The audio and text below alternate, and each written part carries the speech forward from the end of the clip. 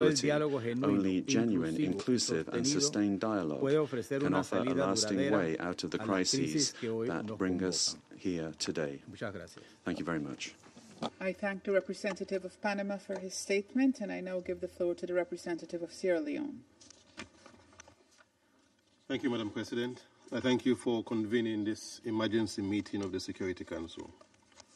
At the outset, Sierra Leone unequivocally deplores the unlawful use of force in contravention of the Charter of the United Nations. We deeply regret the seeming reversion to a period when a state can unilaterally resort to the use of force against another state in clear breach of the Charter and international law without consequence. For small states, this is deeply troubling, a deeply troubling trend which poses grave risk to international peace and security and must be firmly rejected.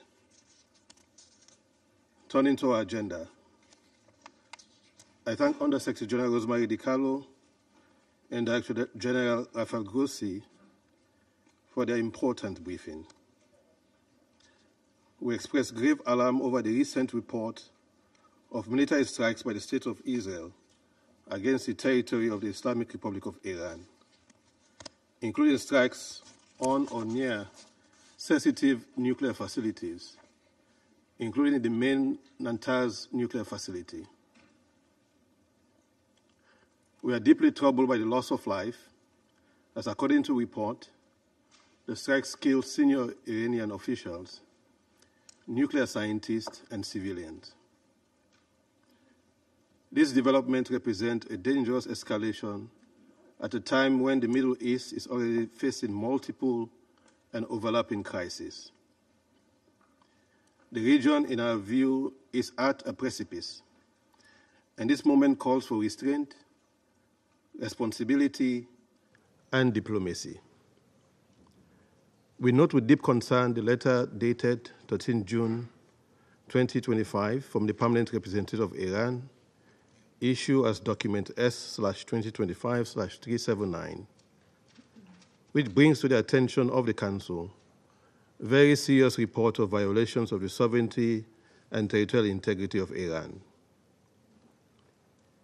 Any such use of force, especially across international borders, raises significant concerns under international law, including the Charter of the United Nations, which prohibits the threat or use of force against the territorial integrity or political independence of any state.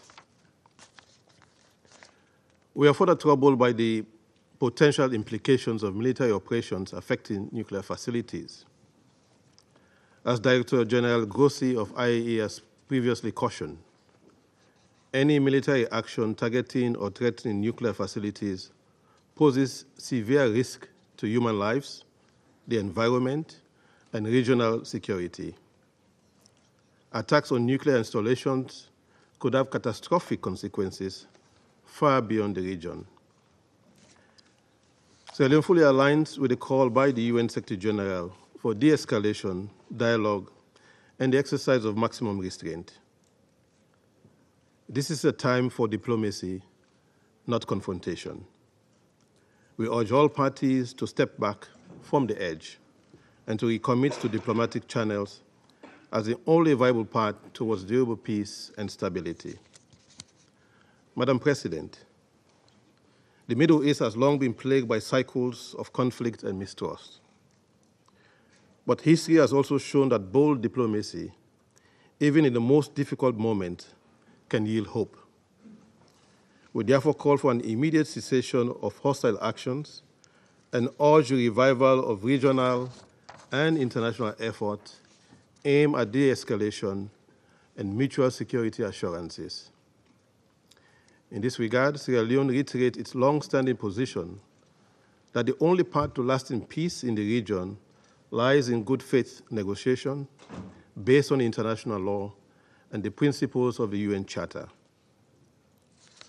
We reaffirm the sovereignty and territorial integrity of all states in the region and underscore the need to avoid provocations and retaliatory measures that may trigger wilder regional conflagration.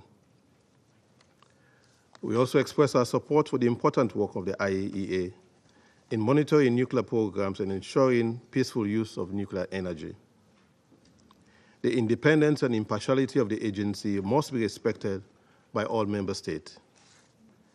In this critical time, full cooperation with the IAEA is essential to prevent further erosion of trust and to safeguard against nuclear proliferation. The international community cannot afford to allow further escalation. The cost in human life, environmental degradation, economic disruption, and regional instability will be incalculable. This is a moment of truth for this Council to assert its collective responsibility in upholding peace and security. Therefore, we call on global leaders and states with influence to emphasize the need for non-military approaches at this time and to promote dialogue, particularly through the IAEA, as the international technical institution entrusted with overseeing the peaceful use of nuclear energy. We reaffirm the Security Council's responsibility to promote de-escalation and preserve international peace and security through peaceful and lawful means. We call on all members of the Council to work constructively towards a consensus response that reaffirms our shared commitment to the principles of the UN Charter, especially the peaceful resolution of dispute. In closing, Madam President, Sierra Leone urges all concerned parties to take a step back, to de-escalate, and to return to the table of dialogue. The world is watching, and history will judge the choices to be made in this defining moment. Finally, on the broader question of peace in the Middle East, Sierra Leone expresses its regret over the announcement of the postponement of the planned high-level conference on Palestine and the two-state solution as a result of the recent strikes. We hope that the conference will be reconvened at the earliest opportunity and as a crucial step towards advancing a just and lasting peace. I thank you. I thank the representative of Sierra Leone for his statement, and I give the floor now to the representative of China. President, thank you for convening this emergency open meeting and for the briefings by Director General Rossi and Under-Secretary General DeCarlo. Early this morning, Israel launched large-scale attacks on multiple targets in Iran, causing damage to Iran's nuclear facilities and casualties. The Israeli side said that Israeli military operations would last for several days. China condemns Israel's actions that violate Iran's sovereignty, security, and territorial integrity, opposes the intensification of tensions and expansion of conflicts, and is deeply concerned about the potential grave consequences of the Israeli operations.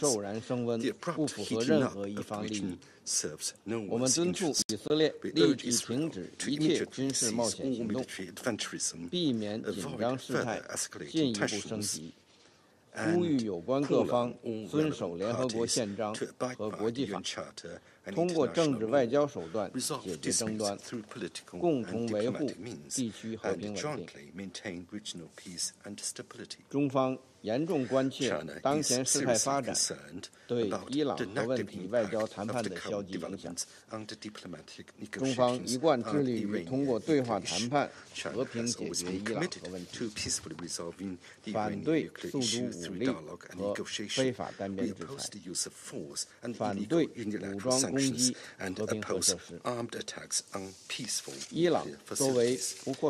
As an NPT signatory, Iran's right to the peaceful uses of nuclear energy should be fully respected. President, for some time now, conflicts in the Middle East have dragged on, and the regional situation has remained highly tense.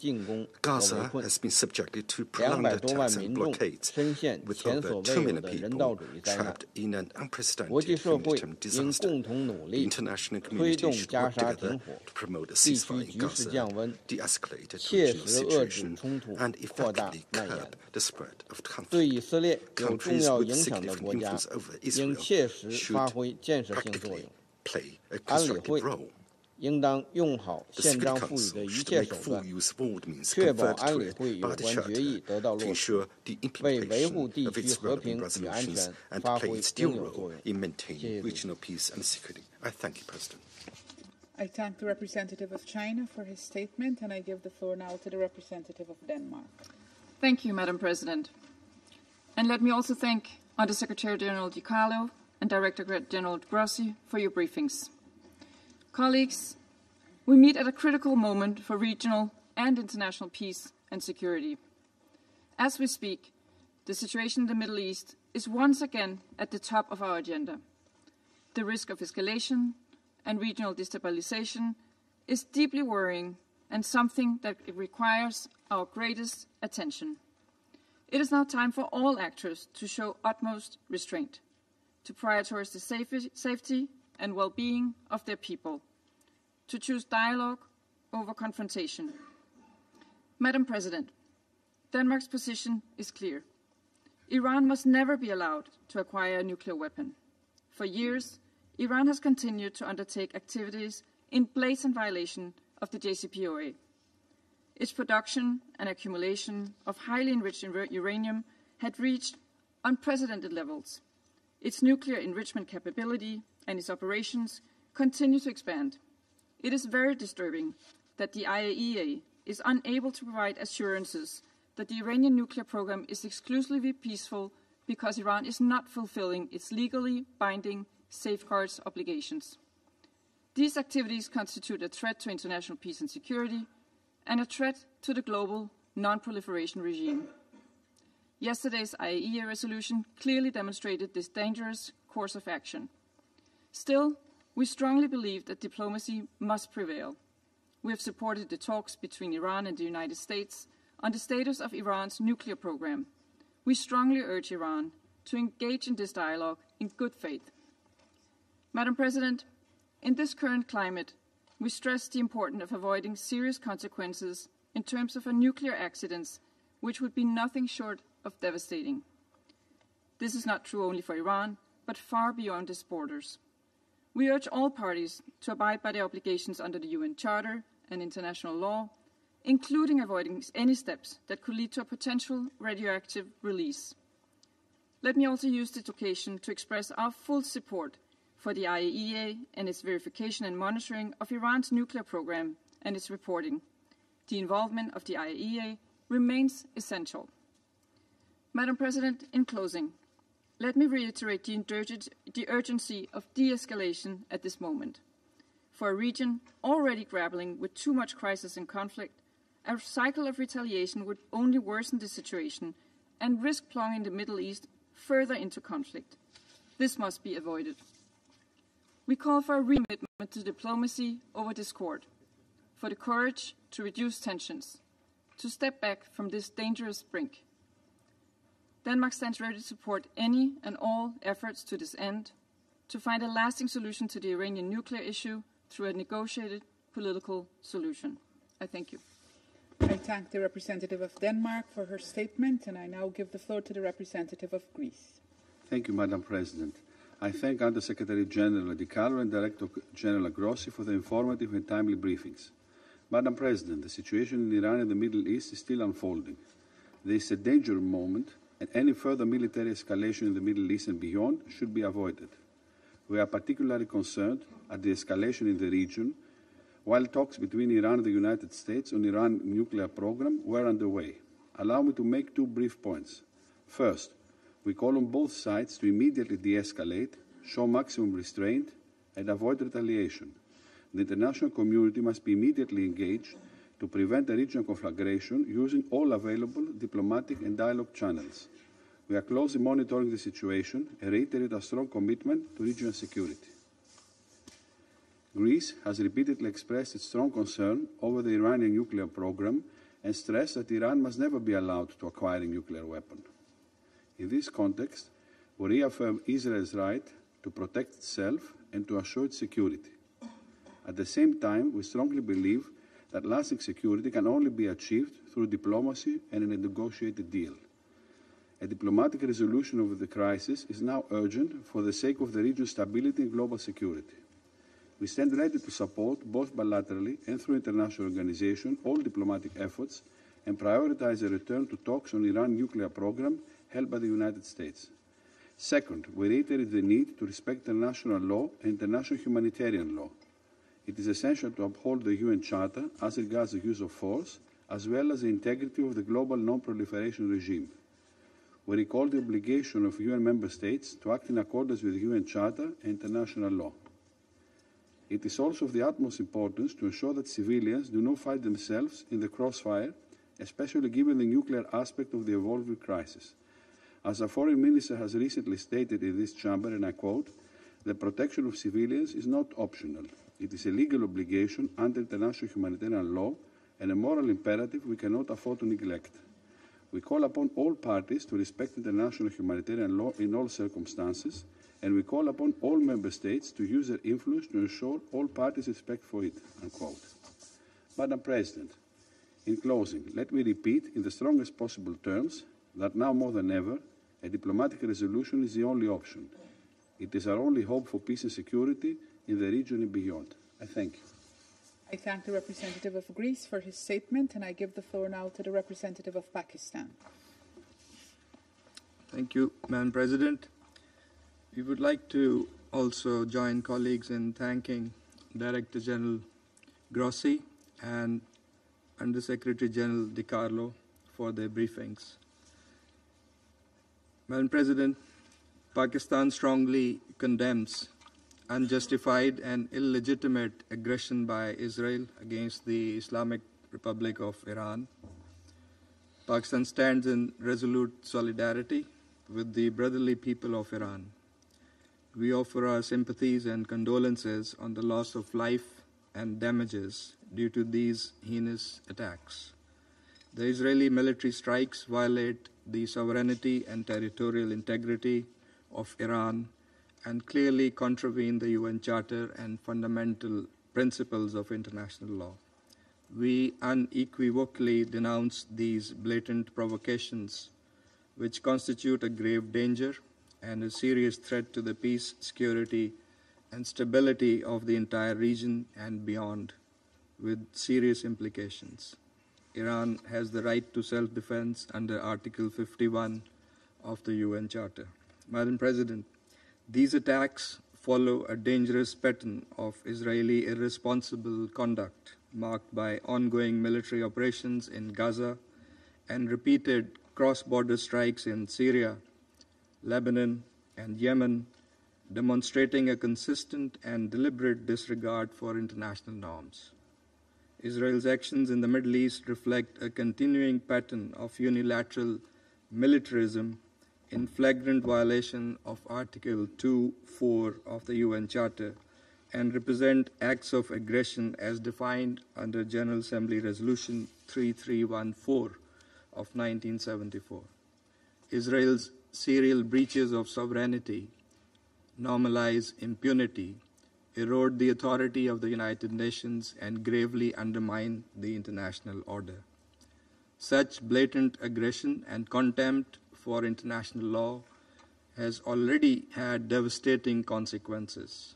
In Gaza, tens of thousands of civilians have been killed as a result of Israeli military onslaught, and a humanitarian catastrophe has unfolded under an illegal blockade that has in fact been there for over 15 years. In Syria, Yemen, and Lebanon, Israeli airstrikes have repeatedly targeted sovereign territory, undermining regional stability and exacerbating tensions. The fact that these attacks against Iran have happened in the middle of a negotiations process aimed at finding a peaceful diplomatic solution to the Iranian nuclear issue makes it all the more morally repugnant and against international norms. These actions risk eroding the trust and sanctity of the negotiations process, so crucial for the peaceful settlement of these issues. Madam President, Pakistan reaffirms its support for the resolution of the Iranian nuclear issue through peaceful means, diplomatic engagement, and sustained dialogue. The JCPOA was an outcome of painstaking and arduous yet constructive negotiations. It charted a roadmap to comprehensively address the concerns of the parties involved by clearly defining their relevant obligations and responsibilities. The illegal use of force against Iran and the ensuing situation are likely to frustrate the ongoing diplomatic efforts and could destabilize a region that is already under very severe stress. The ongoing diplomatic contacts to reach a negotiated deal and other endeavors to promote regional peace and security must not be allowed to be appended. It is highly regrettable that these attacks have happened when the IAEA was continuing its verification activities in Iran. Such actions threaten the IAEA's technical work, which should be supported and not disrupted. Israel has violated international law, IAEA statute, and several IAEA resolutions by attacking the IAEA safeguarded facilities. In addition to serious violation of international law, these attacks risk setting a dangerous negative precedent and pose a grave threat to safety of populations in the region and around the globe. Pakistan, as an immediate neighbor of Iran, is therefore seriously concerned. Security Council Resolution 487 strongly affirmed such attacks as a clear violation of the UN Charter, the norms of international conduct, and a serious threat to the entire IAEA safeguard regime. We call on all parties, Madam President, to fulfill their respective obligations and responsibilities and avoid escalation. Even in these testing times, diplomatic engagement and dialogue must be prioritized. Clearly, the international community is in favor of peace and stability in the region. In a few days, next week, the international community, the UN membership, was to come together to express its will to chart the path for the Palestinian state as part of the two-state solution that would usher in the long-awaited, just, and durable peace in the Middle East. Israel's reckless and irresponsible behavior cannot be allowed to jeopardize the efforts for peace, endanger the stability of the entire region, and risk wider escalation, thereby threatening global peace and security. The Security Council bears primary responsibility to maintain international peace and security and to stop this aggression immediately. It must hold the aggressor accountable for its actions. This Council must deny Israel the free hand and the impunity with which it continues to operate in defiance of international law and international opinion. It is also our collective responsibility to reject any notions by anyone, anywhere, that seek to distort, misuse, and abuse the right of self-defense in violation of international law and the UN Charter. Finally, this Council must collectively muster the courage to take positions and adopt decisions that are in full conformity with the Charter of the United Nations. In accordance with its responsibility, the Council should encourage, support, and prioritize dialogue and diplomacy to advance peaceful resolution of conflicts. That is the only viable path forward, as many around the table have also echoed in their comments. I thank you, Madam President. I thank the representative of Pakistan for his statement, and I now give the floor to the representative of the United Kingdom. Thank you, President, and I'd like to start by thanking USG DiCarlo and Director General Grossi for their briefings. President, the Security Council meets today at a dangerous moment. We are deeply concerned by Israel's strikes on sites in Iran, as well as the Iranian military action we've already seen in response. There is a clear risk that this crisis escalates, with serious implications for peace and security across the region and beyond. This is in no one's interests. Colleagues, our first priority must be to prevent further escalation in the Middle East. We urge all parties to urgently step back, show restraint, and reduce tensions. The UK did not participate in this action.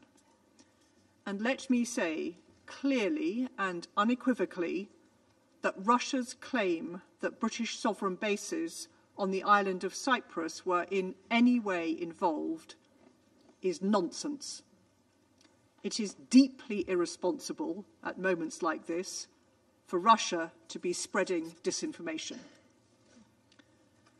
We firmly support any diplomatic efforts to return to stability.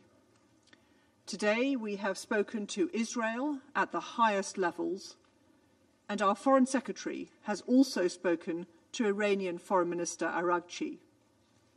We have urged both sides to show restraint and de-escalate tensions. We continue to engage partners across the region to ensure we are collectively doing our utmost to push for a peaceful outcome. The UK, in partnership with the E3, has always championed a diplomatic solution to address Iran's nuclear escalation, which has no credible civilian justification. We will not be deterred from this. As my Prime Minister said today, we have long held concerns about Iran's nuclear program, as documented by the IAEA. Israel also needs to protect its people and security. It is therefore in the interests of all actors to stop military confrontation and pursue a negotiated solution. President, this is time for a strong, united position from members of this Council. We must take urgent action to de-escalate and provide an opportunity for a return to diplomacy. I thank you. I thank the representative of the United Kingdom for her statement, and I give the floor now to the representative of Slovenia. Thank you, Madam President.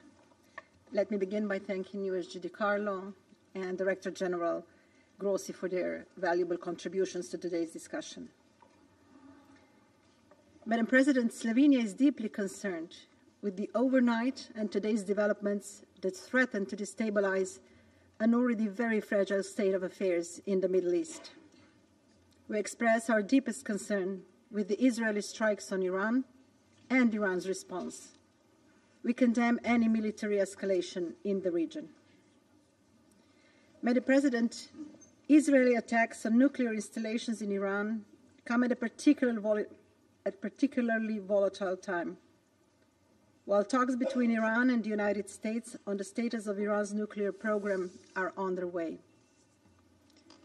As both my President and the Prime Minister have said, these negotiations have sparkled a glimmer of hope to reach a deal that would be of substantial importance not only for the region, but for the whole international community. Slovenia remains concerned with the size and unclear nature of Iran's nuclear program. We have zero tolerance for proliferation of nuclear weapons. Moreover, our concerns are deeper by the fact that the IAEA still cannot confirm the exclusively peaceful nature of Iran's nuclear program. However, for us, strikes against civilian infrastructure, whether they happen in Eastern Europe, the Middle East, or anywhere else, are unacceptable. Time and time again, Slovenia has cautioned against military action on Iran's nuclear program. There is only one legitimate option, and Slovenia remains confident that there is only a political solution to the issue. With this in mind, Slovenia calls on Iran and the US to prioritize a peaceful solution and continue their talks in Muscat. Madam President, lasting and robust security is built upon diplomacy, not military action. I join the Secretary General's call on both sides to show maximum restraint. Watching footage from the ground, it is clear the time to de-escalate is now, immediately. A descent into deeper conflict must be avoided at all costs. The region, and indeed the world, cannot afford it. I thank you. I thank the representative of Slovenia for her briefing, and I give the floor now to the representative of the United States. Thank you, Madam President. Thank you, Undersecretary General Rosemary DiCarlo and Director General Rafael Grossi, for your briefing. Yesterday, Israel took unilateral action against Iran. The Islamic Republic of Iran's regime has, since its founding, repeatedly called for the State of Israel's eradication, launched unprovoked, direct, and proxy attacks on Israeli civilians, and spread terror, instability, and untold human suffering throughout the region. As we speak, Iran is firing missiles at civilian areas across Israel, including in Tel Aviv.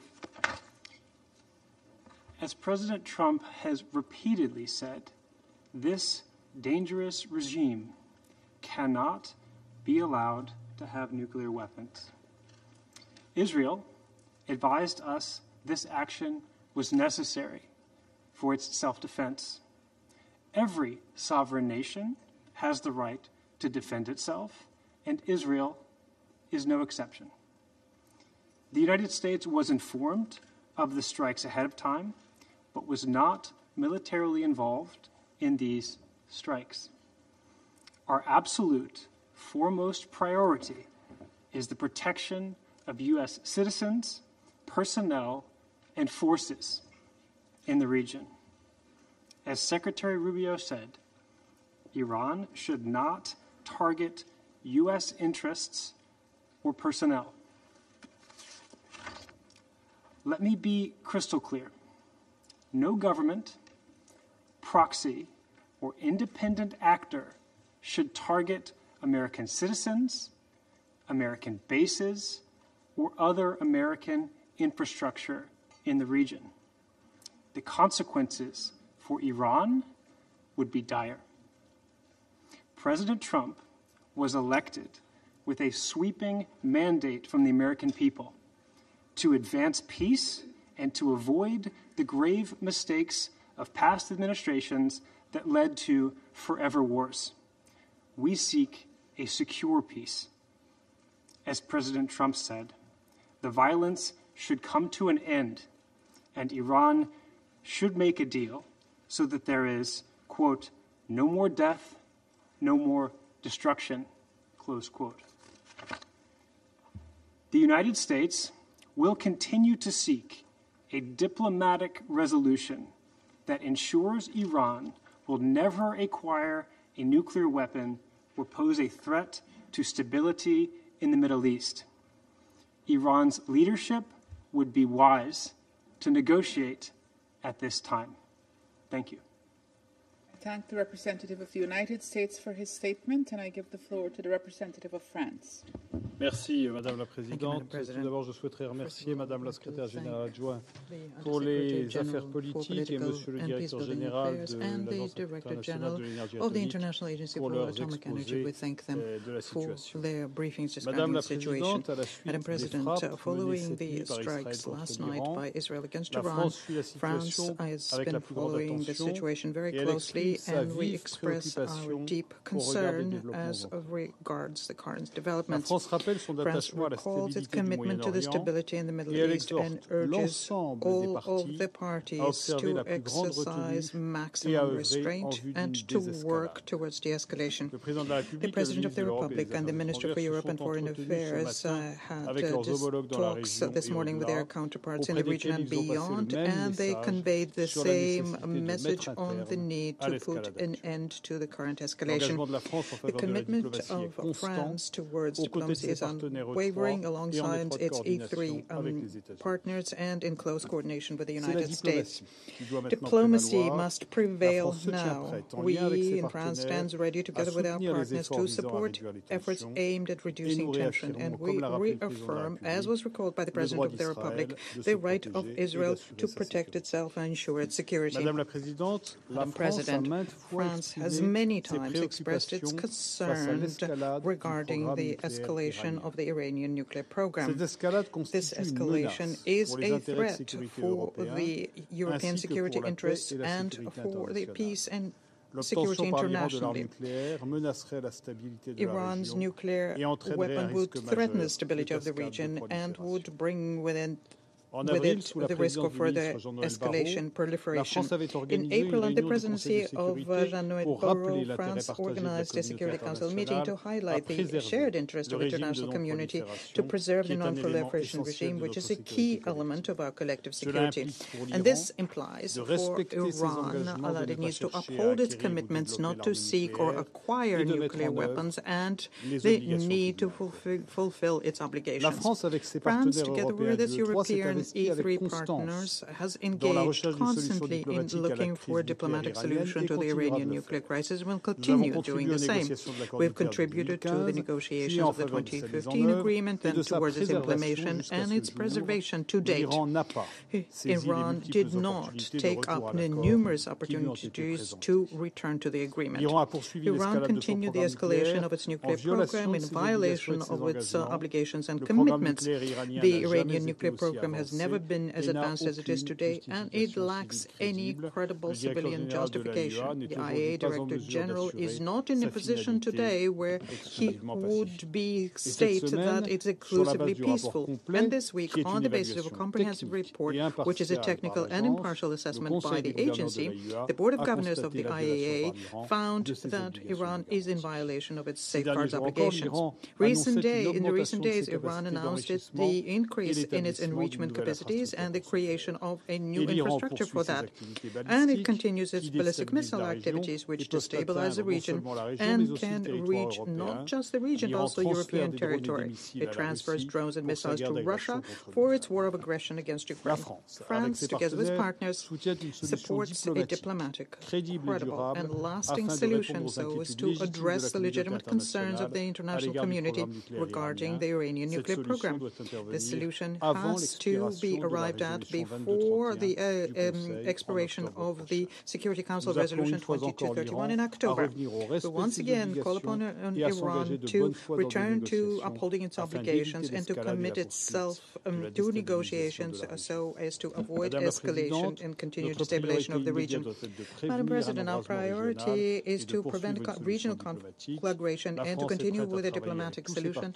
France stands ready to work with all of its partners to promote de-escalation in the region. I thank you. I thank the representative of France for his statement. I shall now make a statement in my capacity as the representative of Guyana. I thank Under Secretary General Rosemary DiCarlo and Director General of the IAEA, Mr. Rafael Mariano Grossi, for their important briefings. Colleagues, Guyana is deeply concerned about the attack carried out by Israel against facilities in Iran. My delegation has noted the reports that the attack has resulted in the loss of lives, including civilians. It has also reportedly resulted in retaliatory drone strikes by Iran against Israel. Israel's latest attack on Iran contravenes the principles enshrined in the United Nations Charter. At a particularly volatile period in the region, the attack risks exacerbating existing tensions in the Middle East and escalating the ongoing crisis. Guyana is concerned about the recent military escalation in the region and calls for maximum restraint from member states. In a region that is becoming increasingly combustible with each passing day, we appeal for dialogue, diplomacy, and good sense to prevail, and for all parties to commit to no further military escalation in the region. Colleagues, Guyana reiterates its appeal to both Israel and Iran to exercise maximum restraint and to avoid any further maneuvers that could plunge the entire Middle East into further turmoil, or worse, result in a nuclear catastrophe. The world simply cannot afford any miscalculations.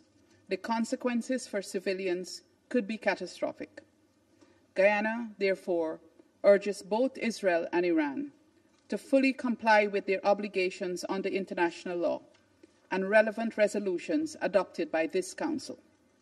We further call on the two parties to uphold the principles of respect for sovereignty and territorial integrity, to adhere fully to international law and the United Nations Charter, and to settle their differences peacefully.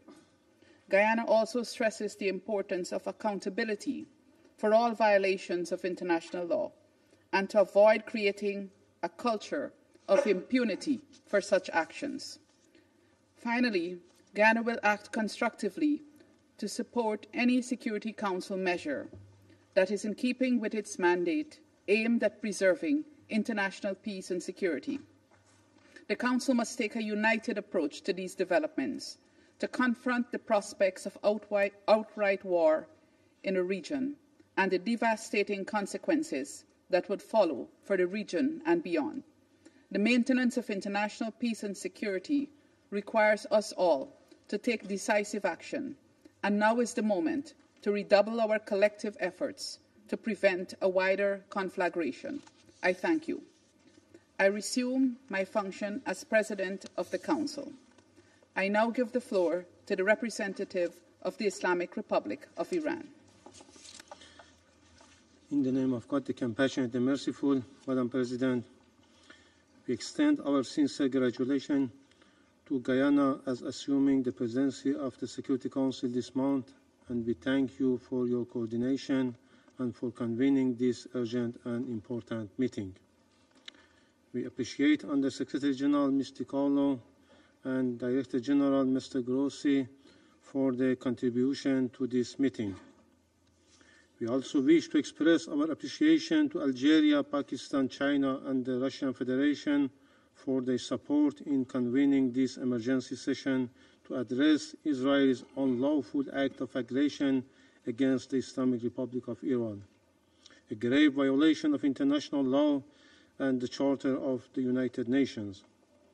I address the Council today on behalf of the people and government of the Islamic Republic of Iran with the utmost urgency and grave alarm. Madam President, last night, the Israeli regime, the most dangerous and terrorist regime in the world, with full intelligence and political support from the United States regime, conducted a series of coordinated and premeditated military attacks across multiple cities in Iran. These acts of aggression and unlawful strikes target peaceful nuclear facilities, military sites, vital civilian infrastructure, and residential areas. Among the key targets was the Natanz nuclear facility, a safeguarded site under the full monitoring of the International Atomic Energy Agency.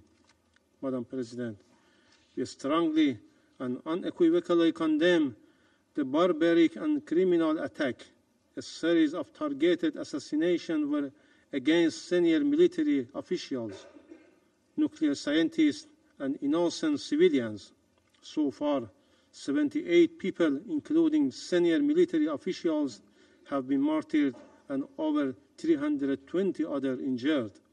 The overwhelming majority of them civilians, including women and children. Earlier today, Israel continued its act of aggression against Iran, once again targeting multiple civilian and military sites across several Iranian cities. These deliberate and systematic killings were not only illegal, but inhuman, a chilling display of calculated aggression. These atrocities constitute clear act of state terrorism and flagrant violation of international law. Madam President, the inaction of the United Nations, the Security Council, and the IAEA, despite repeated and documented warning by Islamic Republic of Iran regarding Israeli threats against its nuclear sites, have seriously undermined the credibility and authority. Their silence in the face of repeated Israeli provocation has emboldened this rogue regime to escalate its violation and cross every red line. Let us be clear. This reckless attack on safeguarded nuclear facilities defied not only the fundamental principles of international law, but also basic common conscience. Any damage to these facilities risks catastrophic radiological consequences that would not be confined to Iran, but could spread across the region and beyond. Only a regime devoid of humanity and responsibility would endanger millions of lives in pursuit of its destructive ambitions. These actions stand in direct violation of numerous legal instruments, including the IAEA Statute, the Treaty of Non-Proliferation of Nuclear Weapons, the Geneva Convention, and multiple Security Council and IAEA General Conference resolutions, all of which prohibit attacks or threats against nuclear facilities under safeguards. Above all, this aggression is a grave breach of the United Nations Charter, particularly Article 2, Paragraph 4, which prohibit the threat or use of force against the territorial integrity or political independence of any member state. Israel also violated Iraq's sovereignty and territorial integrity. The Permanent Mission of Iraq today formally protested and condemned this violation of its territorial integrity in a letter to the Security Council and the Secretary General. Madam President, those who support this regime with the United States at the forefront must understand that they are complicit by aiding and enabling these crimes, they share full responsibility for the consequences. Supporting Israel today is supporting war crimes, crimes against humanity, and deliberate undermining of global peace and security. The Israeli regime's long-standing crimes against the oppressed Palestinian people, its repeated violation of the sovereignty of regional countries, and its possessions of undeclared weapons of mass destruction have made the Middle East a cauldron of chronic instability since its creation. It is long overdue for the international community to act. This regime must be disarmed of all weapon mass destructions, placed under international supervision, and held fully accountable. Madam President, this is not a regional issue. This is not merely an attack on one country. This is a direct assault on the international order, an attack on the Charter of the United Nations, the UN system, the global nuclear non-proliferation regime, as well as the authority of the IAEA. Israel's leadership, including its criminal prime minister, has shamelessly and publicly claimed responsibility for these heinous acts. Israeli officials say that this aggression aims to wreak nuclear talks. This confession alone is enough to reveal the real motive behind the attack: to kill diplomacy, to sabotage negotiation, and to drag the region into wider conflict. This leaves no room for denial. Furthermore, the aggression was intentional, coordinated, and fully backed by a permanent member of this Council, the United States. The United States' complicity in this terrorist attack is beyond doubt. The officials of the United States have expressly and brazenly confessed their willful aid and assistance in the crimes and gross violation that Israeli regime committed as of last night, including the deliberate transfer of arms. We will not forget that our people lost their lives as a result of the Israeli attacks with American weapons. These actions amount to declaration of war. They are the latest in a long and well-documented pattern of lawless, destabilizing, and aggressive behavior by the Israeli regime, a regime that acts with impunity because it is shielded by powerful allies This must end. Madam President, the Security Council must act now, firmly and decisively. In 1981, this very Council responded unanimously to the Israeli military attack on Iraqi Osirak nuclear reactor by adopting Resolution 487, which unequivocally condemned the aggression as a flagrant violation of the Charter of the United Nations and international law. The Council also called on this criminal regime to refrain from any such acts or threats in the future. Had the Council enforced that resolution and held Israel accountable at that time, this regime would not have been emboldened to continue this unlawful behavior with impunity. The current aggression is a direct consequence of decades of inaction and double standards. Madam President, the Islamic Republic of Iran reaffirms its inherent right to self-defense as enshrined in Article 51 of the UN Charter. Iran will respond decisively and proportionately to these acts of aggression at a time, in a place, and by means of its choosing. This is not a threat. This is the natural, legal, and necessary consequence of an unprovoked military attack. Iran's response will be firm, lawful, and essential to restore deterrence, defend our sovereignty, and uphold the principles of international law. No aggressor can be allowed to act with impunity. Madam President, we have requested this emergency meeting because we expect this Council to fulfill its Charter mandate. The Security Council must condemn, in the strongest possible term, Israeli unlawful aggression. It must take immediate, concrete measures to hold the Israeli regime accountable and to prevent the further corrosion of international peace and security. Anything less would signal to collapse of the international system and invite chaos. Let me conclude with a simple and undeniable truth. Israel attacked Iran. Israel violated international law and the UN Charter, and Israel must be held accountable. The Security Council must act now and stop this act of aggression immediately. Silence is complicity in this crime. I thank you.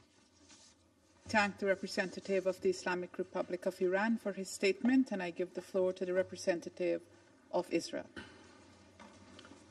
Madam President, first I would like to thank USG DiCarlo and Director General Grossi. Madam President, Israel has acted to prevent its destruction, and the world now stands at a crossroad between denial and clarity. This is not only a defining moment for Israel, it is a defining moment for the global security order and for the credibility of the international system. As we speak, hundreds of ballistic missiles with conventional payloads are striking Israel's cities, neighborhoods, communities. They are striking population centers, not military bases, not Air Force bases, cities. Dozens are injured, 2 of them in a critical condition, and we are still following the news. Now take a moment and imagine if today that radical regime had nuclear warheads for those missiles.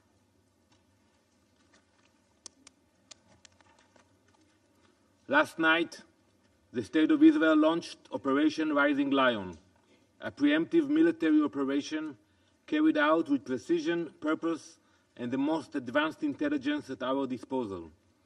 The mission was very clear: dismantle Iran's nuclear program, eliminate the architects of its terror and aggression, and neutralize the regime's ability to follow through on its repeated public promise to destroy the State of Israel. For years, Iran has declared its intent. Its leaders have spoken without hesitation. Less than a month ago, Supreme Leader Ayatollah Khamenei called a, quote, cancerous tumor that must be eradicated. IRGC commanders have vowed to, quote, open the gates of hell on Israel. This is a picture from the main square in Tehran. The streets of Tehran display a countdown clock. At the time of the photo, you can see it in Arabic, it was at 8,411 days. It is tracking the regime's planned timeline for Israel's destruction, paid by the government, putting it in the main squares in Tehran. These threats have been made on a near-daily basis. Never again will we dismiss such threats.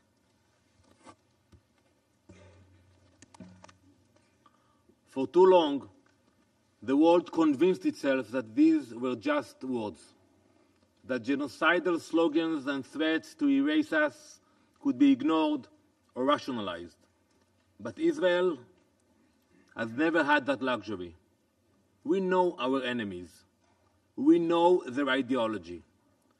And when a regime builds ballistic missiles, enriches uranium to near weapons grade, and openly declares its intent to destroy us, we believe them.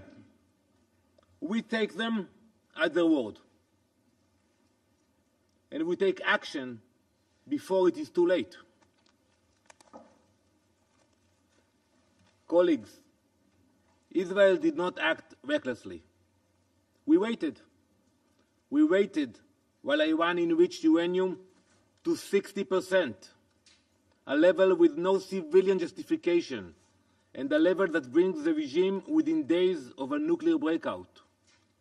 We waited while the IAEA reported that Iran had obstructed inspectors, destroyed monitoring equipment, and accelerated its covert special development program.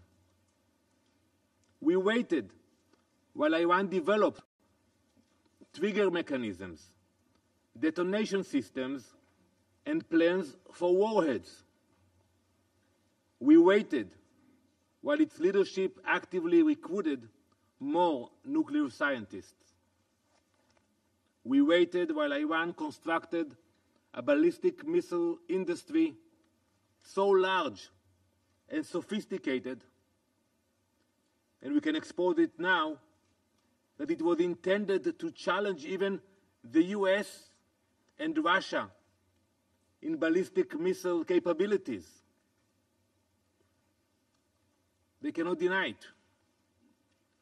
We waited for diplomacy to work. We gave the international community time. We watched negotiations stretched on as Iran made forced concessions or refused the most fundamental conditions. All the while, Iran continued to build toward the unthinkable. Last night, the wait ended. Our operation targeted 3 layers of the threat. First, we eliminated the central figures of Iran's military and nuclear command. This included Mohammad Hossein Bagheri, chief of the armed forces, Hossein Salami, commander of the IRGC terror organization, and Ghulam Ali Rashid, commander of emergency command. These men directed Iran's conventional military forces and terror forces. They coordinated the terror network that has plagued our region for decades. Think how many meetings you had here about the proxies of Iran in Yemen, in Lebanon, in Syria, in Gaza. Second, we struck Iran's military infrastructure, specifically the surface-to-surface missile array. Israeli Air Force fighter jets, guided by precise intelligence, completed a series of strikes against the Iranian regime's missile capabilities. Dozens of launchers missile storage facilities, and additional military sites were destroyed. Late last year, Iran launched wave after wave of ballistic missiles at our cities. They deliberately targeted civilians. The destruction of these missile systems is a moral imperative. These are weapons with the capacity to reach thousands of kilometers. Leaving them in the hands of a radical regime, one that openly dreamed of wiping our nation off the map, was not an option. We will not hesitate. We will not relent. And we will not allow a genocidal regime to endanger our people. Third, we struck the core of the nuclear program, the underground enrichment facilities at Natanz. This facility was operating at a military-grade capacity. Intelligence confirmed that within days, Iran could have produced enough material for multiple bombs. We targeted the heart of that effort. Madam President, this operation was carried out because the alternative was unthinkable. How long did the world expect us to wait? How long? Let's speak about it. Until they assembled the bomb? Until they mounted it on a Shahab missile? Until it was en route to Tel Aviv or Jerusalem, like the more than 100 missiles that they sent an hour ago? How long should we wait? And if anyone in this chamber still believes Iran would never use such a weapon, I invite you to remember October 7. On that day, we saw what Iran's proxy Hamas was capable of. And then in Gaza, they did it with Kalashnikovs, with grenades. They butchered families, they burned children alive, they mutilated women. Imagine what the head of the snake would do with a nuclear warhead.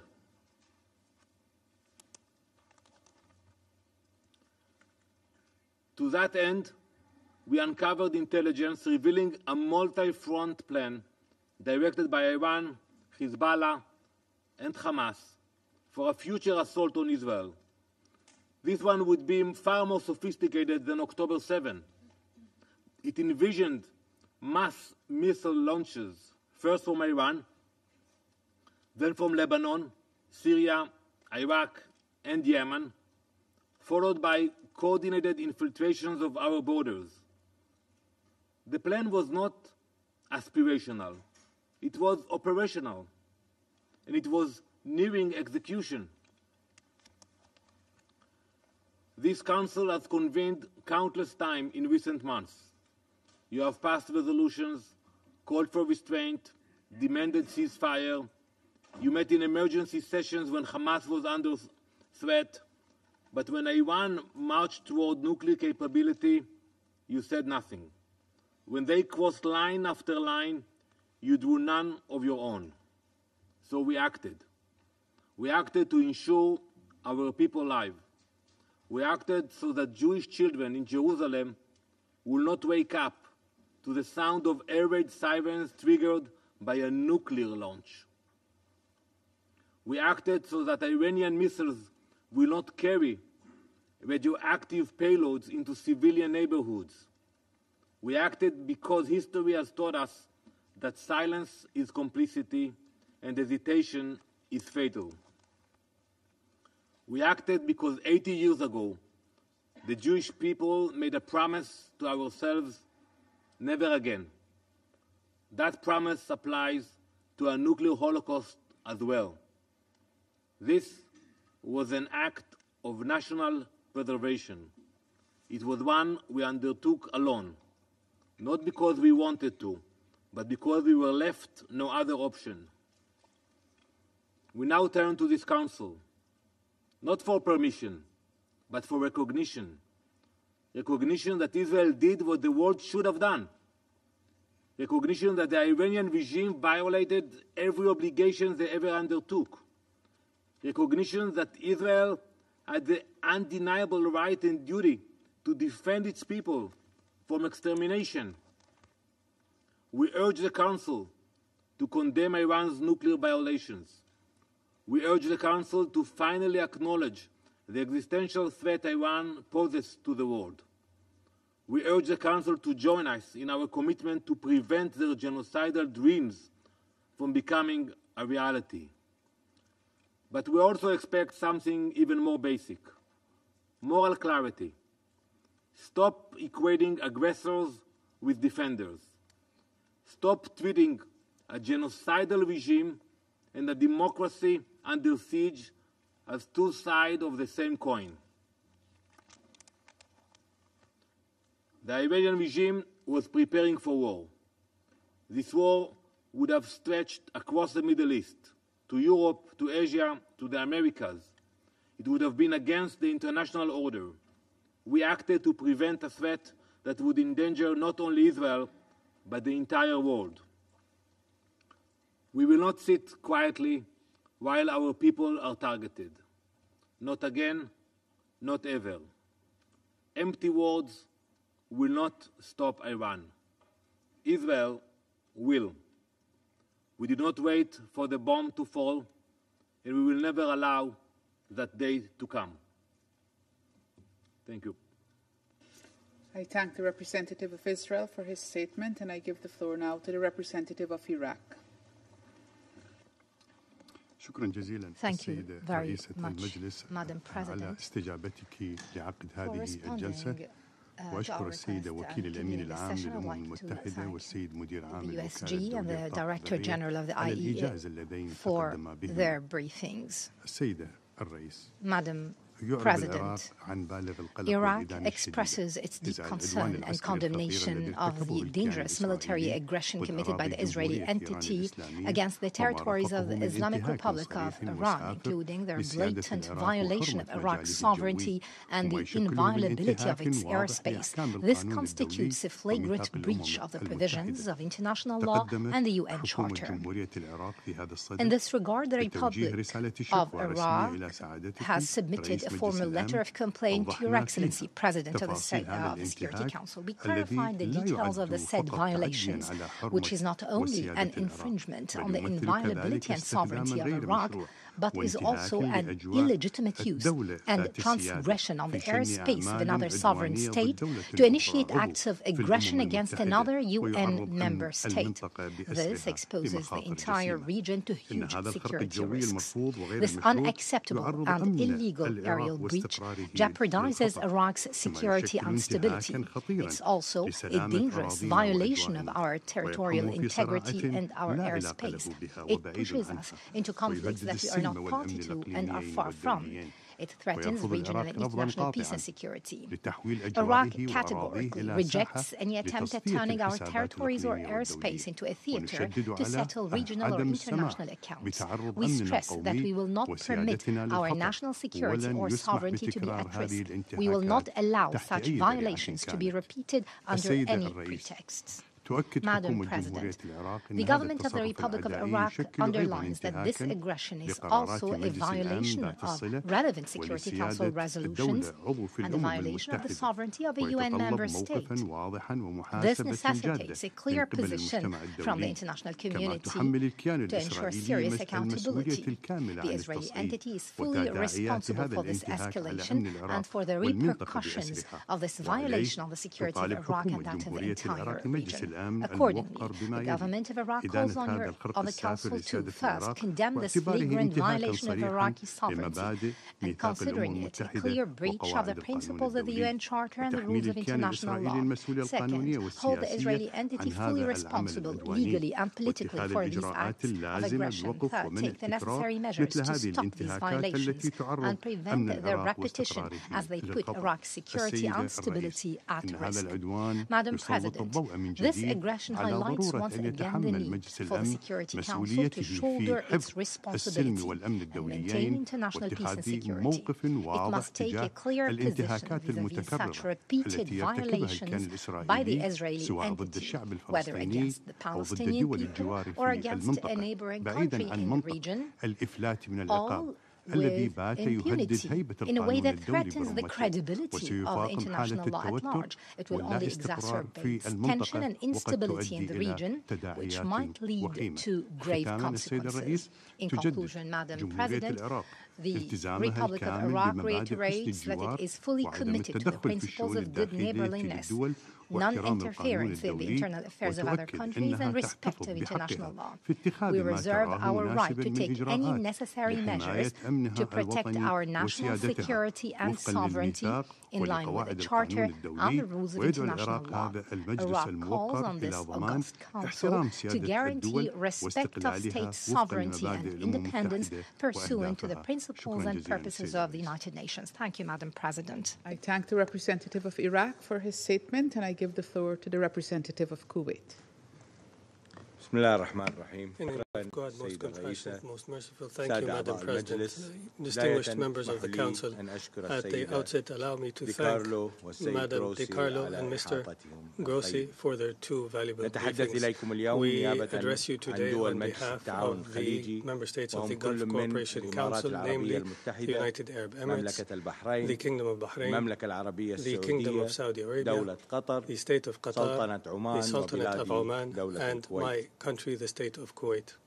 The GCC condemns the attacks by Israel since early this morning against the Islamic Republic of Iran and its attacks against Iranian territory. We express our concern towards this serious escalation that warns of serious and dire consequences for the regional security and stability. These acts of aggression that come at a delicate moment when the Middle East is witnessing increased level of tensions are a blatant violation against the sovereignty of a UN member state, and they represent a serious precedent that undermines the basis upon which the international law is built, and in particular the principle of the respect for state sovereignty and the non-use or threat of use of force against any state. Madam President, the timing of this attack is very sensitive when international efforts were intensifying to resume nuclear negotiations between Iran and the United States. This attack will likely derail the diplomatic efforts and risks a wider conflict that will seriously affect regional and international security. In this context, the GCC affirms that such attacks, regardless of the justification, will only lead to deeper polarization and an expanded conflict, and they pave the way for a regional trajectory that is dangerous and that will not serve the interests of any population in the region. Also emphasize that security in the region cannot be achieved through escalation and bombardment, but through dialogue and political and diplomatic means, and through promotion of good neighborliness and mutual respect. The GCC group will continue the efforts aimed at de-escalation and to advance dialogue and diplomacy. We reiterate our commitment to working with the concerned parties for the sake of peaceful and lasting resolutions that guarantee peace and security in the region. We also call in this context for the greatest degree of restraint and wisdom and to avoid an expanded conflict. وأن يتحمل المجتمع الدولي ومجلس الأمن على وجه الخصوص مسؤولياتهما في وقف هذه الانتهاكات.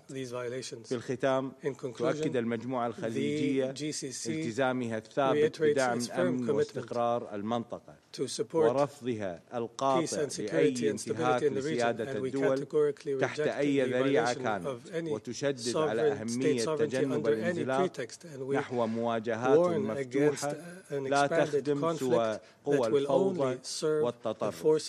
شكرا سيد الرئيس. Thank you, Madam President. I thank the representative of Kuwait for his statement. There are no more names inscribed on the list of speakers. I now invite council members to informal consultations to continue our discussion on the subject. The meeting is adjourned.